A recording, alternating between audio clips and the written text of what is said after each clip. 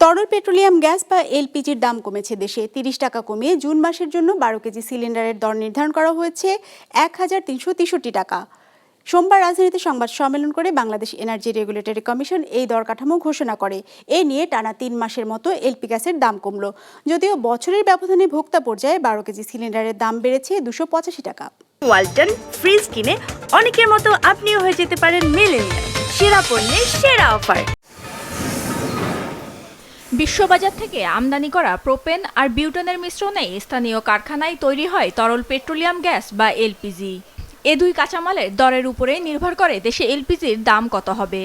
Energy regulatory commission জানিয়েছে, জুনে বিশ্ববাজারে propane আর বিউটেনের গড় দাম আছে $570, যার উপর ভিত্তি করে দেশে প্রতি কেজিতে ২ টাকা ৫৩ পয়সা কমিয়ে এলপি গ্যাসের দাম ১১৩ টাকা ৫৫ পয়সা নির্ধারণ করেছে বিইআরসি। এতে ১২ কেজি সিলিন্ডারের এলপি গ্যাসের দাম দাঁড়িয়েছে ১,৩৬৩ টাকা। আগের মাসে যা ছিল ১,৩৯৩ টাকা। ৩০ টাকা পূর্বের তুলনায় কমেছে। কোম্পানি বিক্রি করে ১২৬৮ টাকায়, পাইকারি বিক্রেতা বিক্রি করে ১৩১৮ টাকায় এবং খুচরা বিক্রেতা বিক্রি করবে ১৩৬৩ টাকায়। নতুন দর কাঠামো অনুযায়ী ৫.৫ কেজির সিলিন্ডার বিক্রি হবে ৬২৫ টাকায়। ১,৭০৩ টাকা নির্ধারণ করা হয়েছে ১৫ কেজি সিলিন্ডারের সর্বোচ্চ দাম। ২,৮৩৯ টাকা দিতে হবে ২৫ কেজি সিলিন্ডারের জন্য।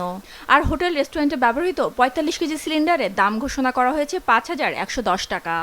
এর বাইরে গাড়িতে ব্যবহার হওয়া এলপিজি বা অটো গ্যাসের গ্রাহক পর্যায়ের দাম প্রতি লিটারে ১ টাকা ৩৯ পয়সা কমিয়ে নির্ধারণ করা হয়েছে ৬২ টাকা ৫৩ পয়সা। সোমবার সন্ধ্যা থেকে নতুন দর কার্যকর করা হয়েছে। সৌদি কন্ট্রাক্ট প্রাইস, তার উপরে নির্ভর করে আমাদের এই মূল্যগুলি।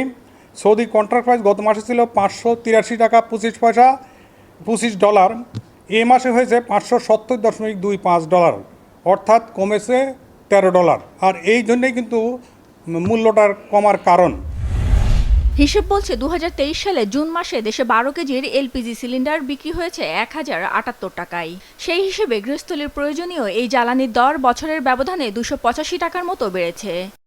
ফাতিমাতুজ জোহরা, বিজনেস রিপোর্ট, মাছরাঙা টেলিভিশন।